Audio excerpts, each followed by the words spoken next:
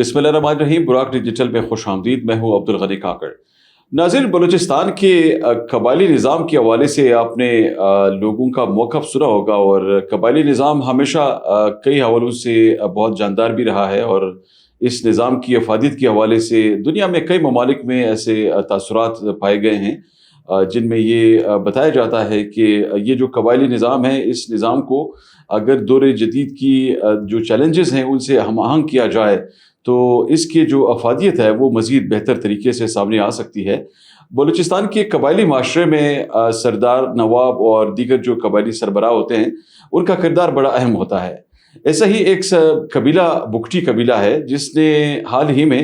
अपने तमाम तर जो ख़दशात थे, उनके जो तरक्की के हवाले से ख़दशात थे, उनके रिसोर्सेज़ के हवाले से, नेचुरल रिसोर्सेज़ के हवाले से ख़दशात थे, और इसी तरह फिर दीगर ऐसे अमूर जो कि माजी में जिन पे कोई शायद तवज्जो नहीं दी गई थी, तो उन तमाम उमूर का जिस तरह आप देखते रहें कि कई मामलात ऐसे सामने आए जिस पे कुछ मामलात अभाम का भी शिकार हुए, लेकिन नवाब अकबर बुगटी की रहलत के बाद ये मामलात कई ज़ावियों से ज़ेर बहस रहे। लेकिन आज एक नई डेवलपमेंट जो सामने आई उस पे ये एक बेहतरीन जो तबसरा है कबायली माशरे में सामने आ रहा है बलूचिस्तान के। और अगरचे सरफराज बुगटी साहब जो अपने कबीले के चीफ बने हैं, उनके इस ओहदे की संभालने के बाद उनसे उनके जो तवक्कुआत हैं कबीले के वो बहुत बढ़ गए हैं। लेकिन यहाँ के मुकामी जो लोग हैं वो इस डेवलपमेंट को किस तरह देखते हैं, और इसी तरह सरफराज बुगटी बतौर वज़ीर आला बलूचिस्तान और अब उनका इस कबीले के सरबराही के हवाले से किरदार को किस तरह देखा जा रहा है, और इस तरह के कई दीगर उमूर जो कि बलूचिस्तान में सामने आए हैं, और बलूचिस्तान के इस तमाम तसलसल को जिस तरह देखा जा रहा है इस तमाम ज़ावियों से, तो इस पे एक और पहलू इसका ये भी सामने आया कि बलूचिस्तान के मौजूदा हालात में नाज़रीन हमारे जो कबायली सरबराह हैं उनका किरदार भी बहुत अहम है, क्योंकि जब आप अपने कौम को इंगेज करते हैं तो फिर कई चीज़ें जो हैं वो बेहतरी की जानिब बढ़ती हैं। बलूचिस्तान में यहाँ पे हमारे जो कबायली सरबराह हैं उन्होंने जहाँ बलूचिस्तान असम्बली के फोरम से सूबे के देरीना इशूज़ पे मुख्तलिफ उमूर पर मुख्तलिफ ज़ावियों से हमेशा बात की है, वही हमारे कबायली इस सेटअप में दीगर मामलात पर भी इसी ज़ाविये से बातें होती रहती हैं। तो आज के हमारे इस पॉडकास्ट में नाज़रीन हम कोशिश करेंगे कि कुछ इस इशू का ज़रा जायज़ा लें कि हमारा जो कबायली माशरा है वो बलूचिस्तान के इन देरीना इशूज़ को किस तरह एड्रेस कर रहा है, और क्या जो इक़दामात किए जा रहे हैं उन इक़दामात की वो नताइज सामने आ रहे हैं जिनके यहाँ पे तवक्कुआत जो है लोगों ने वाबस्ता की हैं या नहीं आ रही। अगर नहीं आ रही तो उसकी क्या वजूहात हैं। तो इस पर गुफ्तगू करने के लिए आज हमारे साथ स्टूडियोज़ में तशरीफ़ रखती हैं सलमा खान साहिबा। उनसे मज़ीद गुफ्तगू करते हैं। सलमा साहिबा, हम आपको खुशामदीद कहते हैं आज के पॉडकास्ट में। एक तो ये फरमाइएगा कि सरफराज बुगटी साहब अपने कबीले के चीफ बने हैं, और बुगटी कबाइल ने एक कसीर अक्सरियत से उनका इंतखाब किया है, और आपके ख्याल में इस फैसले पर कल उनका जो मौक़िफ़ हमने सुना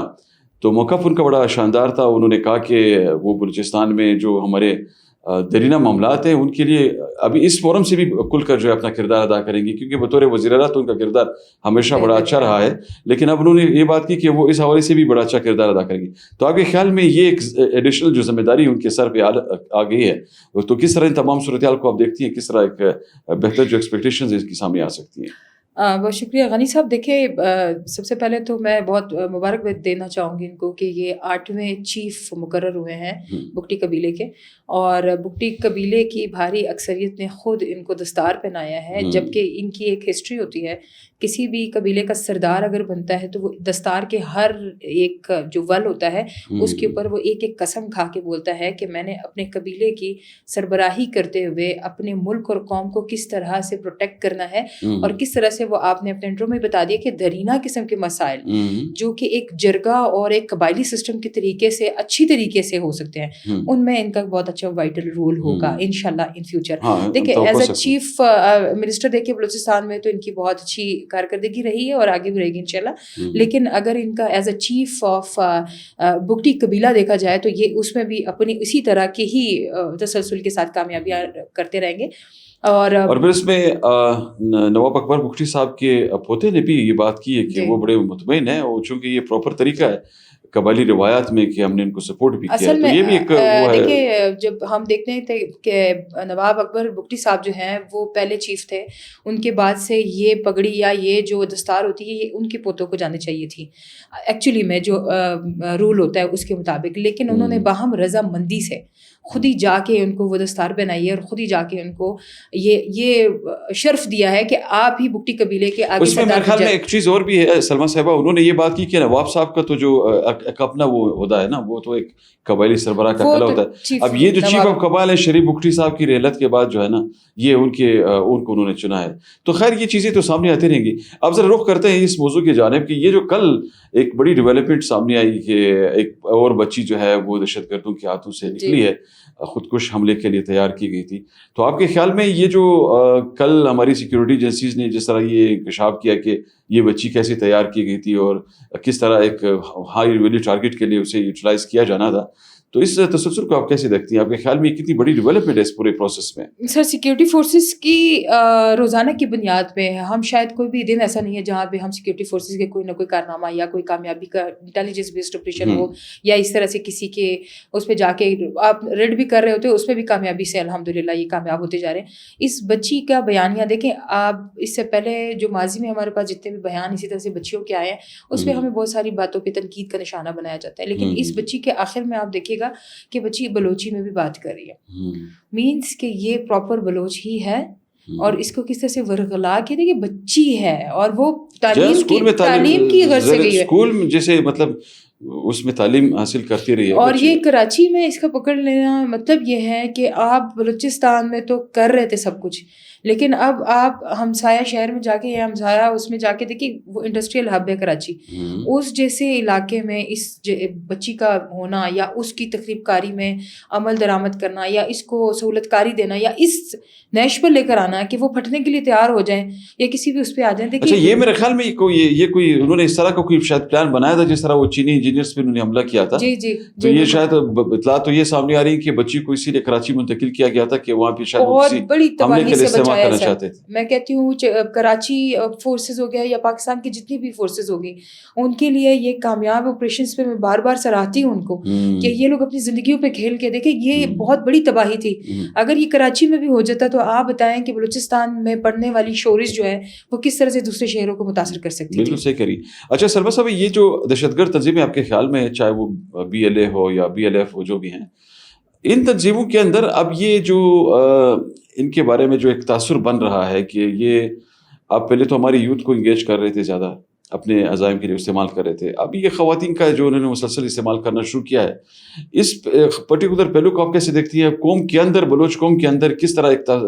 تشویش جو ہے وہ اس میں سامنے آئی ہے اس حوالے سے, کیونکہ ہم نے سوشل میڈیا پہ لوگوں کو دیکھا کہ لوگ بہت زیادہ تنقید کا نشانہ بنا رہے ہیں کہ اس پروسیس کو چلیں, آپ یوتھ کو تو استعمال کرے دیکھیں جی ان کے فیوچر کا مسئلہ ہے, خواتین کو پھر کیسے لے کے آ رہے ہیں اس شعبے میں اور ان کے لیے اس طرح کا نظریہ آپ رکھتے ہیں؟ سر بلوچستان کو اگر میرے پہلو سے دیکھا جائے تو ایک پسماندہ شہر ملک کہا جا سکتا ہے, وہ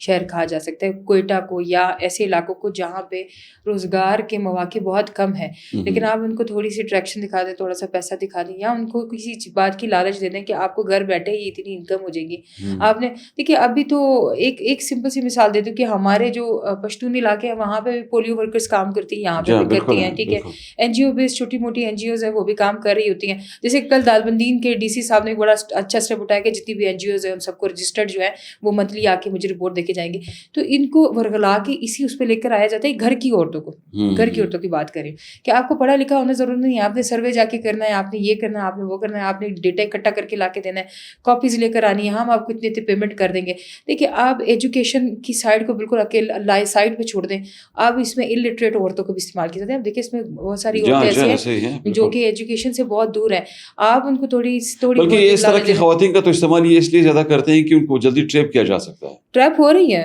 ٹریپ ہو بھی چکی ہیں, ہو بھی رہی ہیں, اور اس میں آپ دیکھیں کہ ان فیوچر جتنی بھی ہمارے پاس اور بھی کاروائیاں ہوں گی اس میں اور کتنی گھریلو خواتین, شادی شدہ بچوں کی مائیں جو کہ گھروں میں بالکل پرام طریقے سے بیٹھی ہوتی ہیں, ان کا استعمال ہو رہی ہے, عورتوں کا استحصال ہو رہا ہے, عورت کی بے عزتی ہو رہی ہے, بلوچی روایات کے خلاف جا کے. اچھا آپ نے سلمہ صاحبہ روایت کی بات کی, آپ کے خیال میں بلوچستان میں ہمارے جو قبائلی معاشرہ ہے وہ اس صورتحال کو کیسے دیکھتا ہے؟ ہمارے قبائل کس طرح دیکھتے ہیں صورتحال کو؟ سر دیکھیے قبائل کی اگر میں بات کروں، قبائلوں پہ ایک سوالیہ نشان کے ساتھ ساتھ ایک بہت بڑی بات اٹھ رہی ہے کہ کہاں ہے مرد حضرات؟